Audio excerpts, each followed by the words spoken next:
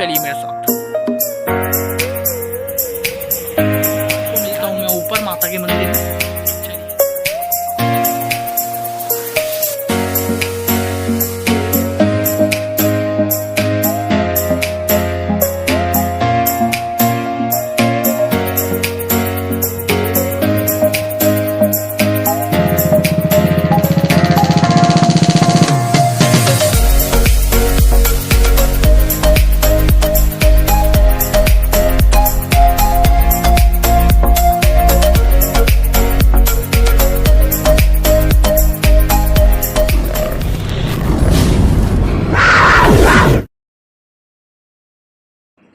दोस्तों ये जो फ्लाईओवर है ये 2021 महाकुंभ में इसका निर्माण किया गया। ऐसे ही हरिद्वार में 4 से 5 फ्लाईओवर और भी तैयार किए गए हैं ताकि लोगों को कोई दिक्कत का सामना ना करना पड़े। और जैसा कि 2 दिन से बारिश का मौसम है, बारिश हो रही है, उसी की वजह से पहाड़ों में एक खुशनुमा वातावरण है और आज हम उसी का एक्सप्लोर करने जा रहे हैं नरेंद्र नगर माँ कुंजापुरी देवी के धाम। तो चलिए चलते हैं और मौसम का लुत्फ भी उठाते हैं।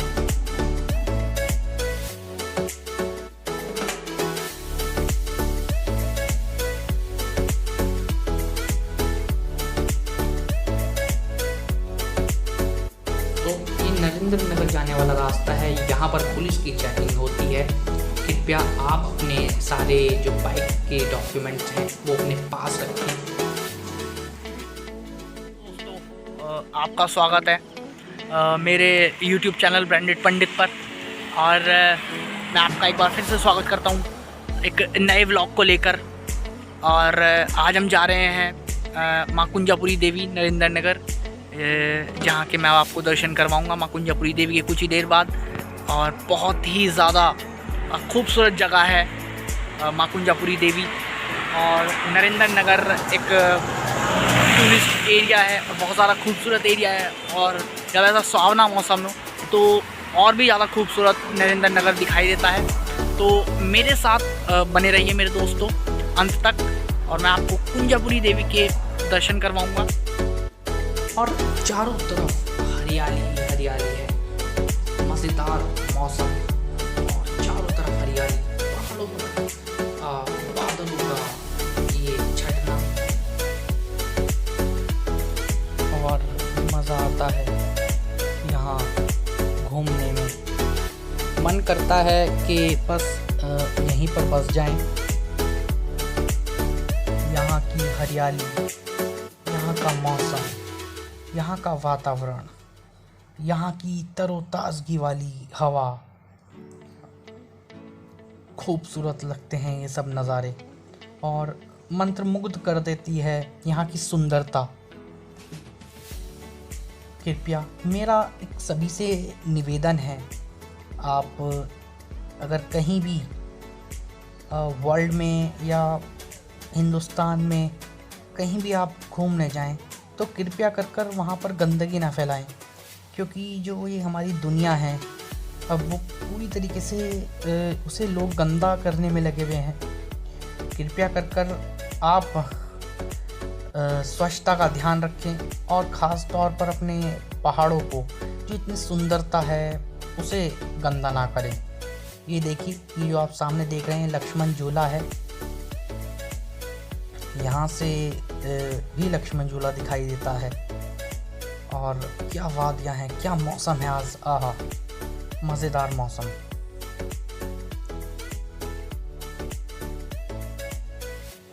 और अब हम नरेंद्र नगर माँ कुंजापुरी के स्थल पे हमारा आगमन हो।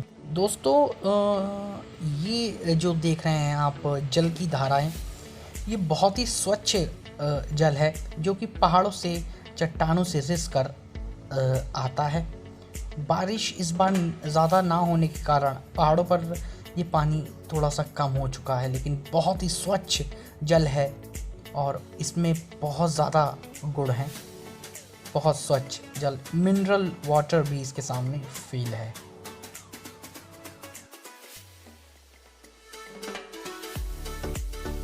और देखिए बादल ही बादल हर जगह दिखाई देंगे आपको, इतना सुंदर मौसम है। पहाड़ों की एक अपनी ही बात होती है, क्योंकि यहाँ पर कहते हैं कि 12 महीने मौसम एक जैसा होता है। और मैं अगर कहूँ तो ये बात सच भी है, क्योंकि मैं जितना पहाड़ों पर घुमा हूँ, जितना मैंने वहाँ के मौसमों को देखा है, तो मैंने ये ही जाना है कि ये जो कहावत है जिसने भी कही है वो बिल्कुल ही सच है। क्योंकि यहाँ पर हर समय और 12 महीने मौसम एक जैसा ही होता है पहाड़ों पर, तो ये बात बिल्कुल झूठ नहीं है। और मेरे पीछे आप देख सकते हैं क्या सुहाना मौसम है। बहुत ज़बरदस्त मौसम है और बहुत ठंडा। और यहाँ से अब जो कुंजापुरी देवी मंदिर है वो मात्र 5 किलोमीटर की दूरी पर रह जाता है। और हम बस कुछ ही दूरी पर हैं अब।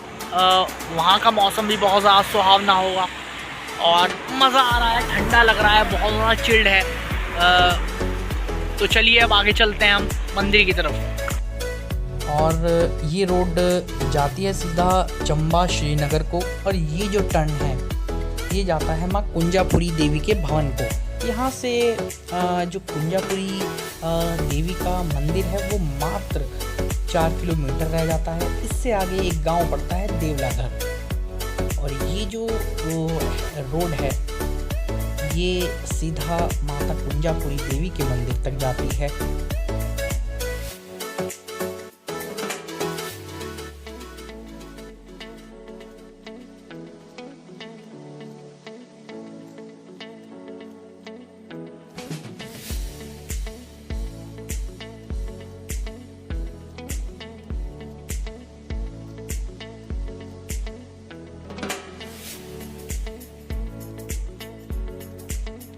दोस्तों मेरा आप सभी से एक रिक्वेस्ट है कि यहाँ पर जो आप जिस भी चीज़ से आ रहे हैं, बाइक से आ रहे हैं या किसी भी अपनी कार से आ रहे हैं, तो कृपया कर स्पीड को धीमी रखें और बिल्कुल ध्यान से चलाएं, बी केयरफुल।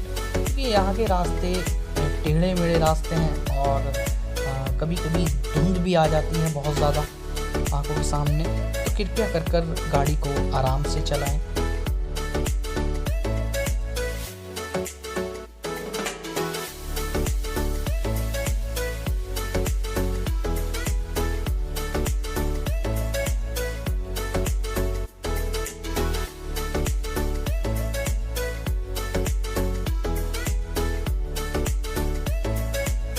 और हमारा आगमन हो चुका है माता कुंजापुरी देवी के बिल्कुल पास, और यहाँ पर कुछ दुकानें हैं प्रसाद की, आप प्रसाद यहाँ से ले सकते हैं। और अब हम चल दिए हैं माता कुंजापुरी देवी के बिल्कुल भवन के पास,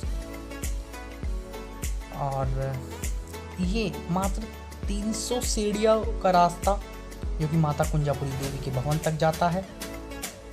आपको मात्र 300 सीढ़ियाँ चढ़नी है और आप माता के भवन पर पहुंच जाएंगे, माँ कुंजापुरी देवी भवन पर। और हम आ चुके हैं माता कुंजा देवी के मंदिर में। और ये जो आप मेरे पीछे देख रहे हैं ये पूरा 300 सीढ़ियाँ हैं जो कि हमें चढ़कर ऊपर माता के भवन पर जानी है। और कृपया कर आप अगर प्रसाद ले रहे हैं तो अपना प्रसाद अपने बैग में ही रखें, नहीं तो यहाँ पर बंदर बहुत हैं। ये देखिए, ये आपके प्रसाद को माता रानी से पहले ही भोग लगा देंगे। तो चलिए, एकदम खड़ी सीढ़ियाँ हैं, 300 सीढ़ियाँ हैं और चढ़कर पहुँचते हैं माता के मंदिर में। आपको मिलता हूँ मैं ऊपर माता के मंदिर में, चलिए। और बहुत ज़्यादा अच्छा लगा माता की सीढ़ियाँ चढ़ने के बाद। ऐसी सीढ़ियाँ मैं पहले माता मनसा देवी के भवन पे चढ़ा था और आज यहाँ चढ़ रहा हूँ, तो अच्छा लगा। हल्की सी थकान हुई है लेकिन अच्छा लग रहा है कि माता के दर्शन के लिए हम अब जा रहे हैं।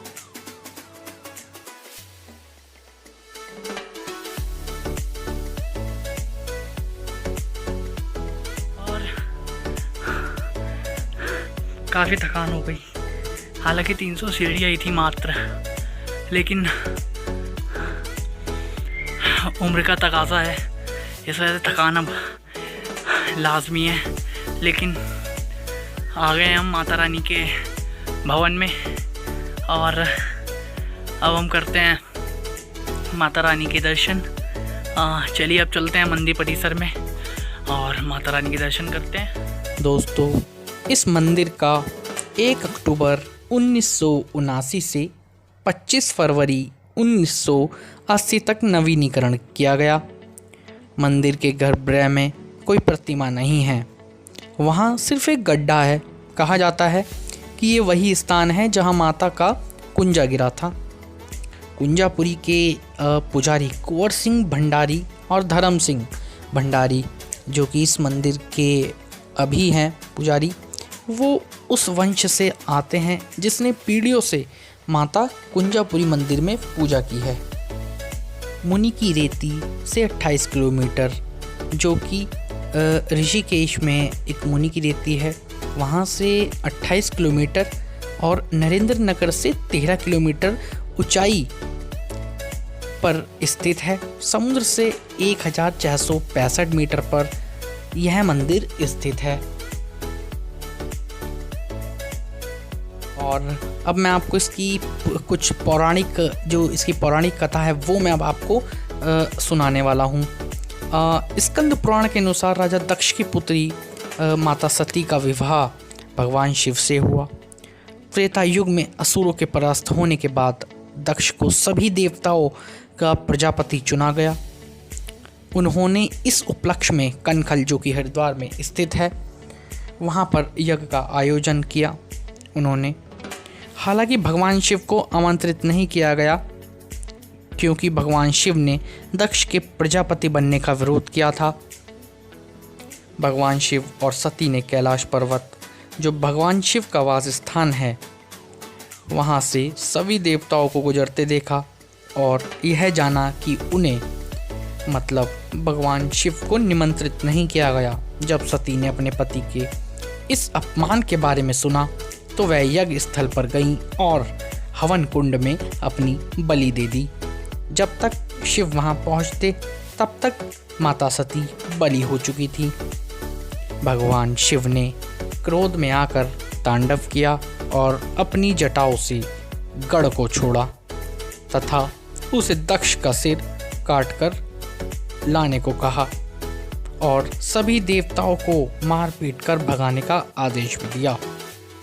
पश्चातापी देवताओं ने भगवान शिव से क्षमा याचना की और उनसे दक्ष को यज्ञ पूरा करने की विनती की, लेकिन दक्ष की गर्दन तो पहले ही काट दी गई थी। इसलिए एक भेड़ का गर्दन काटकर दक्ष के शरीर पर रख दिया गया ताकि वो यह यज्ञ पूरा कर सके। भगवान शिव ने हवन कुंड से सती के शरीर को बाहर निकाला और शोकमग्न और क्रोधित होकर वर्षों तक इसे अपने कंधों पर ढोते विचरण करते रहे। इस असामान्य घटना पर विचार विमर्श करने सभी देवतागण एकत्रित हुए, क्योंकि वे जानते थे कि भगवान शिव क्रोध में समूची दुनिया को नष्ट कर सकते हैं। आखिरकार यह निर्णय लिया गया कि भगवान विष्णु अपने सुदर्शन चक्र का उपयोग करके भगवान शिव के जाने बगैर भगवान विष्णु ने अपने सुदर्शन चक्र से सती के शरीर के 52 टुकड़े में विभक्त कर दिया। धरती पर जहाँ कहीं भी सती के शरीर का टुकड़ा गिरा वह स्थान सिद्ध पीठों या शक्ति पीठों में के रूप में जाना गया। जैसे कि आप दोस्तों जानते ही होंगे, जो कि हिमाचल प्रदेश में स्थित है नैना देवी, वहाँ उनकी आंखें गिरी थी। सहारनपुर में जो कि शाकुंभरी देवी हैं, वहाँ उनका शीश गिरा था। ज्वाला देवी जहाँ उनकी जिन्हा गिरी थी, माता सुकंडा देवी जहाँ पर उनकी गर्दन गिरी थी, और माता चंदबदनी देवी वहाँ पर उनके शरीर का निचला हिस्सा गिरा था। उनके शरीर के ऊपरी भाग यानी कुंजा उस स्थान पर गिरा जो आज माता कुंजापुरी के नाम से जाना जाता है, जहाँ के आज आप दर्शन भी कर रहे हैं। मेरी वीडियो के द्वारा। इसे शक्ति पीठों में गिना जाता है। यह मंदिर उत्तराखंड में अवस्थित 51 सिद्ध पीठों में से एक है। मंदिर का सरल श्वेत प्रवेश द्वार में एक बोर्ड प्रदर्शित किया गया है, जिसमें यह लिखा गया है कि यह मंदिर को 197वीं फील्ड रेजिमेंट कारगिल द्वारा भेंट दी गई है। मंदिर तक 308 कंक्रीट सीढ़ियाँ पहुँचती हैं। वास्तविक प्रवेश की पहरेदारी शेर जो देवी की सवारी है और हाथी के मस्तकों द्वारा की जा रही है। कुंजापुरी मंदिर अपने आप में श्वेतमय है, हालांकि इसके कुछ हिस्से चमकीले रंगों में रंगे गए हैं। इस मंदिर को, जैसे कि मैंने आपको बताया है, 1979 से 25 फरवरी 1980 तक नवीकरण किया गया था। मंदिर का गर्भगृह में कोई प्रतिमा नहीं है और जहां माता का कुंजा गिरा था, ये मैंने आपको भी बता ही दिया है। मंदिर के परिसर में भगवान शिव की मूर्ति के साथ साथ भैरव, महाकाल, नागराज और नरसिंह की मूर्तियां हैं, जो कि मैंने आपको अपनी पूरी वीडियो में दिखा दिया है। मंदिर में प्रतिदिन प्रातः 6:30 और सायकाल 5 से 6:30 बजे तक आरती का आयोजन किया जाता है। कुंजापुरी के पुजारी कुंवर सिंह भंडारी, धर्म सिंह भंडारी उस वंश में आते हैं जिसने पीढ़ियों से कुंजापुरी मंदिर में पूजा की है।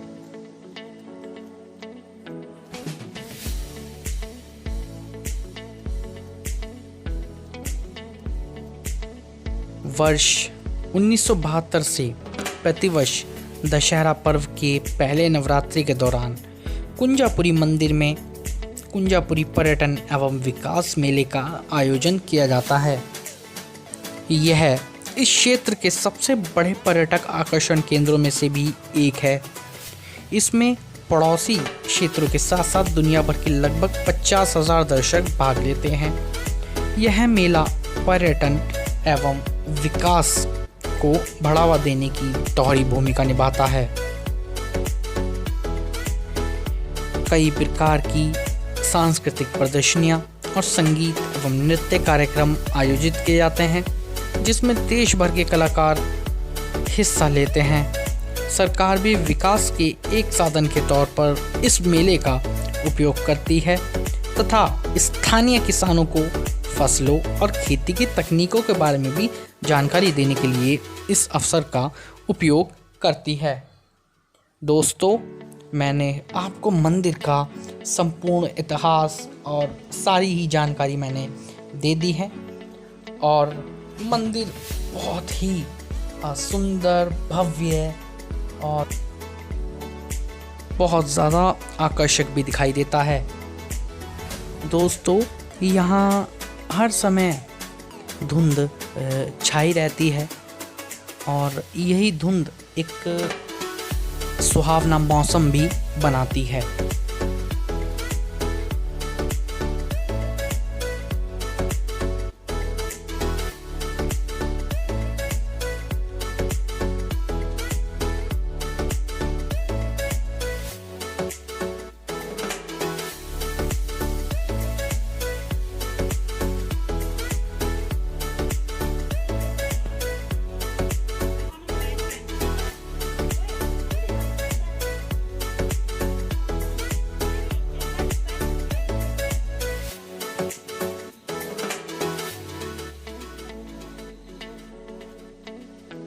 देवी कुंजापुरी माँ को समर्पित माँ कुंजापुरी देवी से दर्शनार्थी गढ़वाल पहाड़ियों के रमणीय दृश्य को देख सकते हैं।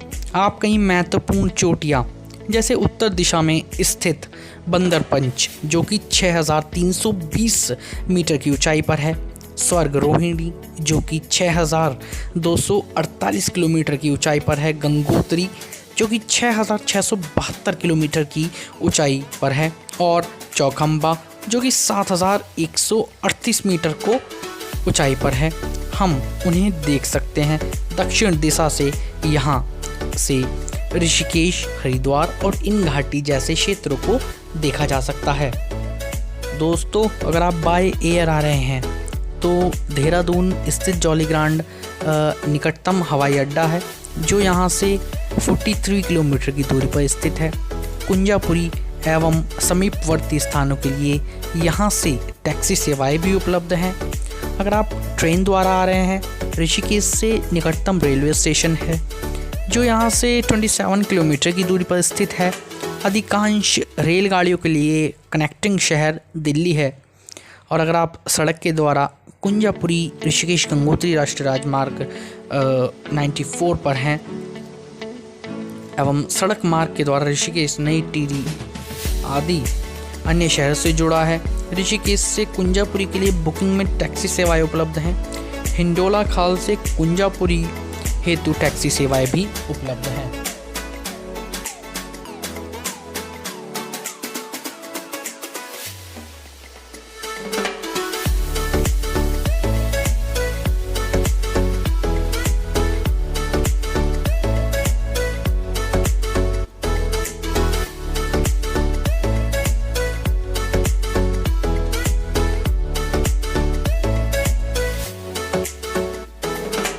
रास्ते में एक ये छोटा सा एक भव्य पार्क भी आपको मिलेगा, जहाँ पर आप कुछ समय रुककर यहाँ पर विश्राम कर सकते हैं, एंजॉय कर सकते हैं, चारों तरफ से वादियों का आनंद ले सकते हैं, क्योंकि बीच में एकदम है। अपनी फैमिली के साथ कुछ समय स्पेंड कर सकते हैं, अपने फ्रेंड्स के साथ स्पेंड कर सकते हैं। पिकनिक स्पॉट भी इसे कह लीजिए हल्का सा। तो ये भी बहुत ज़्यादा एक खूबसूरत जगहों में से एक लगी मुझे।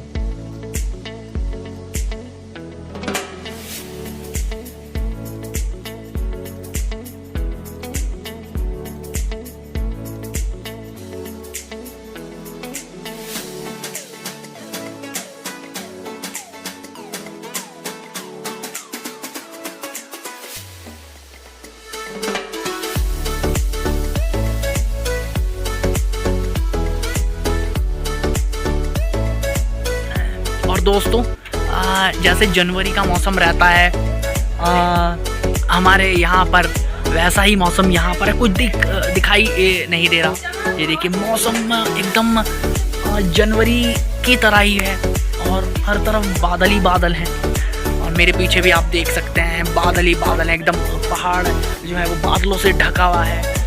और ये जो कुंजापुरी देवी का मंदिर है, ये 52 सिद्धपीठों में से एक है। माता सती का यहाँ पर एक अंग विराजमान है, उसी को लेकर यहाँ पे इस कुंजापुरी देवी मंदिर की स्थापना की गई। और जिस तरीके से आपने मेरी पूरी वीडियो में सुनाई है इस मंदिर का इतिहास, एक बहुत रोचक इतिहास भी है।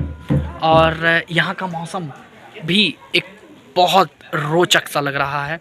और दोस्तों, अगर आपको ये वीडियो मेरी पसंद आई हो तो लाइक का बटन ज़रूर दबा देकर, आप मेरे इस चैनल पर नए हैं तो सब्सक्राइब करना ना भूलें। और ऐसी ही और भी रोचक वीडियो और ऐसे ही भव्य मंदिरों के वीडियो मैं आपके लिए और भी बहुत बार लेकर उपस्थित होऊंगा। तो आज के लिए बाय बाय दोस्तों, अगले व्लॉग में फिर से आपसे मुलाकात होगी। तब तक के लिए टेक केयर।